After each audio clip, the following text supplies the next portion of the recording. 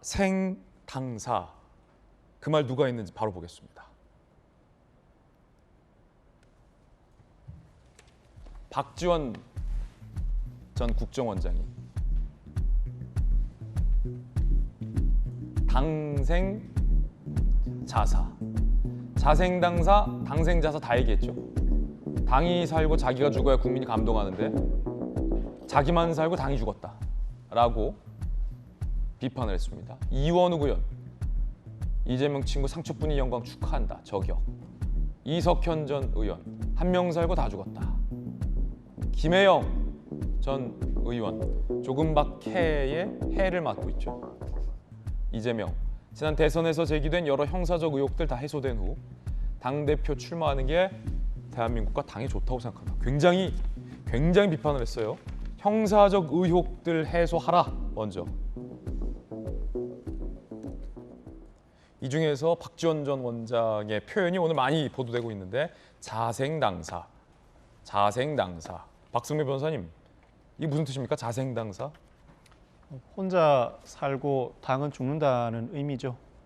애초에 지방선거의 첫 단추가 잘못 끼워졌다는 의미로도 해석됩니다. 사실 출구조사 결과를 보면 17개 광역자치단체장 선거 기준 세대별 성별 쏠림 현상은 지난 대선과 마찬가지입니다. 즉 4050은 민주당에, 6070은 국민의힘에 더 많은 표를 줬고 2030은 경합이지만 2030 여성은 민주당에, 2030 남성은 국민의힘에 더 많은 표를 줬습니다. 이를 두고 이번 민주당의 지방선거 패배는 민주당 지지층이 결집하지 못하였기 때문이라는 분석이 충분히 가능한데, 그 원인을 두고 민주당이 어떤 분석을 할지 모르겠습니다. 제1당으로서 그 권한을 충분히 행사하지 못했다고 볼 것인지, 쇄신 요구에 제대로 부응하지 못했다고 볼 것인지, 아니면 선거 직전에 지도부 내부에 분란이 있었기 때문이라고 볼 것인지 어떤 분석을 할지 모르겠는데, 제 예견에는 지금까지 여느 정당이 그래왔듯이 그 분석 결과를 놓고도 앞으로 계속 싸우지 않을까 싶은 생각이 듭니다.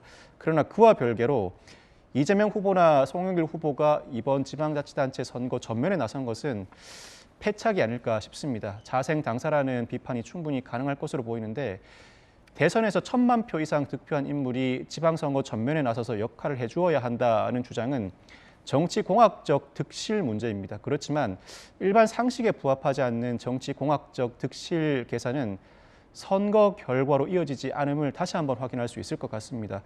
사업도 물론이거니와 일반 국민의 마음을 얻어야 하는 정치라면 더더욱이 일반 상식에 부합하는 행보를 보여야 선거에서 승리를 거둘 수 있지 않을까 싶습니다. 그렇지만 여당이 됐든 야당이 됐든 모두가 명심하여야 할 부분은, 지지층의 쏠림 현상이 지금도 계속되고 있다면 앞으로 정치 상황 변화에 따라 언제든지 각 지지층이 결집함으로써 다음 선거에서 당장 선거 결과가 언제든지 뒤바뀔 수 있다는 점을 명심해야 할 것 같습니다. 예.